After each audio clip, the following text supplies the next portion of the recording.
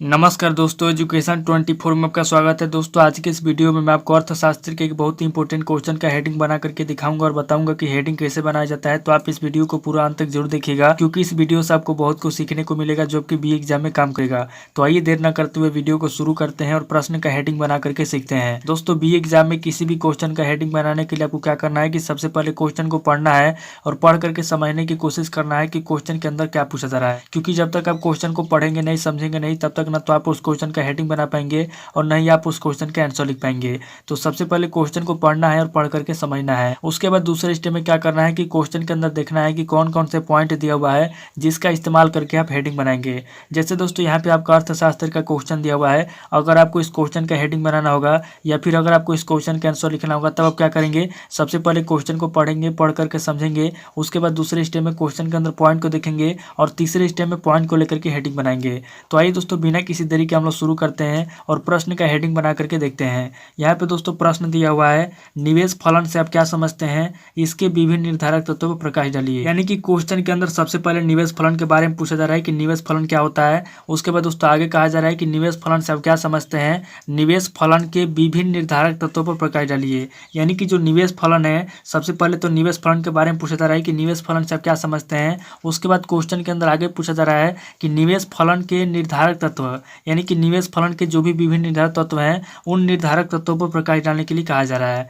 तो यहाँ पर दोस्तों हम लोगों ने सबसे पहले क्वेश्चन को पढ़ करके समझ लिया। अब दोस्तों दूसरे स्टेप में हम लोग क्या करेंगे, दूसरे स्टेप में हम लोग इस क्वेश्चन के अंदर पॉइंट को देखेंगे। तो यहाँ पर दोस्तों इस क्वेश्चन के अंदर पॉइंट की बात की जाए तो यहाँ पर दोस्तों आपका पहला पॉइंट हो जाएगा निवेश फलन। क्योंकि दोस्तों क्वेश्चन के अंदर निवेश फलन के बारे में पूछा गया है, इसलिए दोस्तों आपका पहला पॉइंट हो जाएगा निवेश फलन और आपके क्वेश्चन का मेन पॉइंट भी हो जाएगा निवेश फलन। क्योंकि दोस्तों अगर निवेश फलन को आप इस क्वेश्चन से निकाल देंगे तो इस क्वेश्चन का कोई मायने नहीं रह जाएगा। इसलिए दोस्तों आपका पहला पॉइंट भी हो जाएगा निवेश फलन और आपके क्वेश्चन का मेन पॉइंट भी हो जाएगा निवेश फलन। अब दोस्तों दूसरे पॉइंट की बात की जाए तो यहाँ पे दोस्तों आपका दूसरा पॉइंट हो जाएगा आप क्या समझते हैं। क्योंकि दोस्तों क्वेश्चन में पूछा गया है कि निवेश फलन से आप क्या समझते हैं, इसलिए दोस्तों आपका दूसरा पॉइंट हो जाएगा आप क्या समझते हैं। और यहाँ पर दोस्तों इस क्वेश्चन के अंदर तीसरे पॉइंट की बात की जाए तो यहाँ पर दोस्तों आपका तीसरा पॉइंट हो जाएगा विभिन्न निर्धारक तत्व।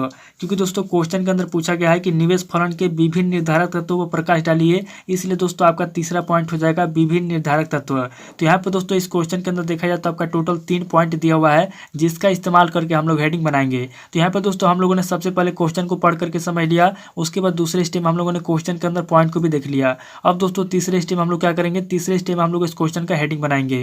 तो यहाँ पर दोस्तों इस क्वेश्चन का पहला हेडिंग हम क्या लिखेंगे, तो दोस्तों मैं आपसे हर वीडियो में बताता हूँ कि किसी भी क्वेश्चन का पहला हेडिंग या तो परिचय लिखेंगे, या तो परिभाषा लिखेंगे, या तो प्रस्तावना लिखेंगे, या तो भूमिका लिखेंगे। चूंकि दोस्तों ये अर्थशास्त्र का क्वेश्चन है, इसलिए हम लोग क्या करेंगे, सबसे पहले दोस्तों यहाँ पे हम लोग भूमिका लिखेंगे। तो यहाँ पे दोस्तों हम लोग क्या करेंगे, पहला पॉइंट देंगे और यहाँ पे दोस्तों पहला पॉइंट दे क्या करेंगे, यहाँ पे दोस्तों सबसे पहले हम लोग भूमिका लिखेंगे। तो यहाँ पे दोस्तों हमारा पहला हेडिंग हो जाएगा इस क्वेश्चन का भूमिका। अब दोस्तों यहाँ पे हम लोगों ने भूमिका लिख लिया। अब दोस्तों यहाँ पे आपको क्या करना है, यहाँ पे दोस्तों भूमिका वाले हेडिंग में क्या करना है, आपको दोस्तों जितना भी याद है, आपको जितना भी आता है, यहाँ पे दोस्तों आपको कम से कम 5 से 6 लाइन या फिर आपको जितना भी आता है, यहाँ पे दोस्तों इस प्रश्न के हेडिंग में, पहले हेडिंग में यानी कि भूमिका वाले हेडिंग में, यहाँ पे दोस्तों इसके आंसर में आपको लिख देना है। और जब आप यहाँ पे भूमिका वाले हेडिंग में आंसर लिख देंगे, उसके बाद क्या करना है, यहाँ पे दोस्तों आपको दूसरा पॉइंट देना है। और यहाँ पे दोस्तों दूसरा पॉइंट दे क्या करना है, यहाँ पे दोस्तों आपको दूसरा हेडिंग लिखने के लिए क्या करना है कि यहाँ पे दोस्तों आपका जो पहला पॉइंट दिया हुआ है निवेश फलन, आपको क्या करना है कि पहले पॉइंट को ले लेना है और पहले पॉइंट को लेकर क्या करना है, यहाँ पे दोस्तों आपको दूसरा हेडिंग लिखना है निवेश फलन का शाब्दिक अर्थ।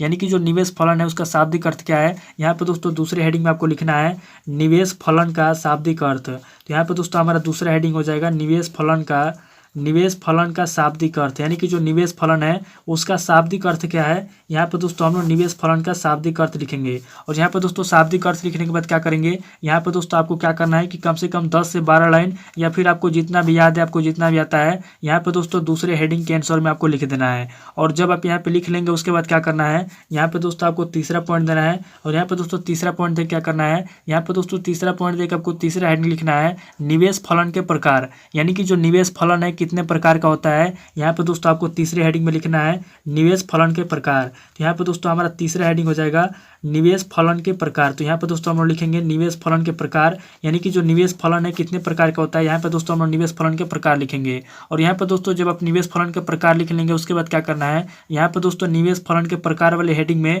यहाँ पर दोस्तों आंसर में आपको कम से कम 10 से 12 लाइन या फिर आपको जितना भी याद है यहाँ पर दोस्तों इसके आंसर में आपको लिख देना है। और जब आप यहाँ पे लिख लेंगे उसके बाद क्या करना है, यहाँ पर दोस्तों आपको चौथा पॉइंट देना है। और यहाँ पर दोस्तों चौथा पॉइंट देके आपको क्या करना है, यहाँ पर दोस्तों आपको चौथा हेडिंग लिखना है निवेश फलन के विभिन्न निर्धारक तत्व। यानी कि आपका जो तीसरा पॉइंट है विभिन्न निर्धारक तत्व, आपको क्या करना है कि तीसरे पॉइंट को ले लेना है और तीसरे पॉइंट को लेकर के चौथे हेडिंग में लिखना है निवेश फलन के विभिन्न निर्धारक तत्व। तो यहाँ पर दोस्तों आपका चौथा पॉइंट हो जाएगा निवेश फलन के, यहाँ पर दोस्तों हम लोग लिखेंगे निवेश फलन के विभिन्न निर्धारक तत्व।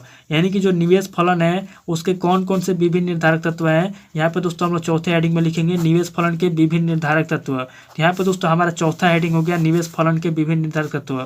अब दोस्तों चौथे हेडिंग में आपको क्या करना है, यहाँ पर दोस्तों इसके आंसर में आपको जितना भी आता है 16 लाइन 17 लाइन 15 लाइन आपको जितना भी याद है, आपको जितना भी आता है यहाँ पर दोस्तों आपको लिख देना है। और जब आप यहाँ पे लिख लेंगे उसके बाद क्या करना है, यहाँ पर दोस्तों आपको 5वां पॉइंट देना है। और यहाँ पर दोस्तों 5वां पॉइंट दे क्या करना है, यहाँ पर दोस्तों आपका जो क्वेश्चन दिया हुआ है, अगर आपको क्वेश्चन से संबंधित कुछ भी पॉइंट याद आएगा तो यहाँ पे लिख देंगे, नहीं याद आएगा तो क्या करना है आपको यहाँ पे दोस्तों लास्ट में इस क्वेश्चन का निष्कर्ष लिखना है। क्योंकि दोस्तों क्वेश्चन के अंदर अब कोई भी पॉइंट नहीं बचा है, तो क्वेश्चन के अंदर अगर कोई भी पॉइंट नहीं बचता है तो लास्ट में हम लोग क्या करते हैं, लास्ट में दोस्तों हम यहाँ पे निष्कर्ष लिख देते हैं। तो यहाँ पे दोस्तों आपको क्या करना है कि यहाँ पे निष्कर्ष लिख देना है। और निष्कर्ष के अंदर आपको क्या करना है, कम से कम 6 से 7 लाइन आपको यहाँ पे आंसर में लिख देना है। और जब आप यहाँ पे लिख लेंगे उसके बाद क्या करना है, आपका जो क्वेश्चन दिया हुआ है उसका हेडिंग कंप्लीट हो जाएगा। और दोस्तों यहाँ पे मैंने आपको जो तीसरा हेडिंग बताया निवेश फलन के प्रकार, यहाँ पे दोस्तों अगर आप लिखना चाहें तो यहाँ पे दोस्तों पॉइंट नंबर 1 पॉइंट नंबर 2 इस तरीके से देके यहाँ पे दोस्तों निवेश फलन के प्रकार में आप लिख सकते हैं। और यहाँ पे दोस्तों मैंने आपको जो निवेश फलन के विभिन्न निर्धारक तत्व बताया, यहाँ पर भी दोस्तों अगर आप पॉइंट नंबर 1 पॉइंट नंबर 2 इस तरीके से लिखना चाहें तो यहाँ पर दोस्तों आप पॉइंट नंबर देकर लिख सकते हैं।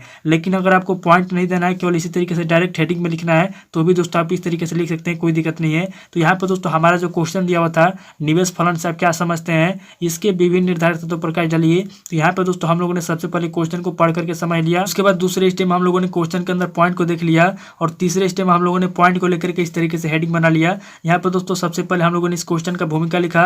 उसके बाद दूसरा हेडिंग हम लोगों ने निवेश फलन का शाब्दिक अर्थ लिखा। उसके बाद तीसरे हेडिंग में हम लोगों ने निवेश फलन के प्रकार लिखा। उसके बाद चौथे हेडिंग में हम लोगों ने निवेश फलन के विभिन्न निर्धारक तत्व लिखा। और यहाँ पर दोस्तों लास्ट में जब कोई भी पॉइंट नहीं बचा तो लास्ट में हम लोगों ने इस क्वेश्चन का निष्कर्ष लिख दिया। तो हमारा जो क्वेश्चन है उसका हेडिंग कंप्लीट हो गया है। तो दोस्तों उम्मीद करता हूँ कि इस वीडियो से आपको बहुत कुछ सीखने को मिला होगा। अगर आपको वीडियो अच्छा लगा तो वीडियो को लाइक कीजिए, शेयर कीजिए और कमेंट करके बताइए कि आपको नेक्स्ट वीडियो किस टॉपिक के ऊपर चाहिए। थैंक यू दोस्तों।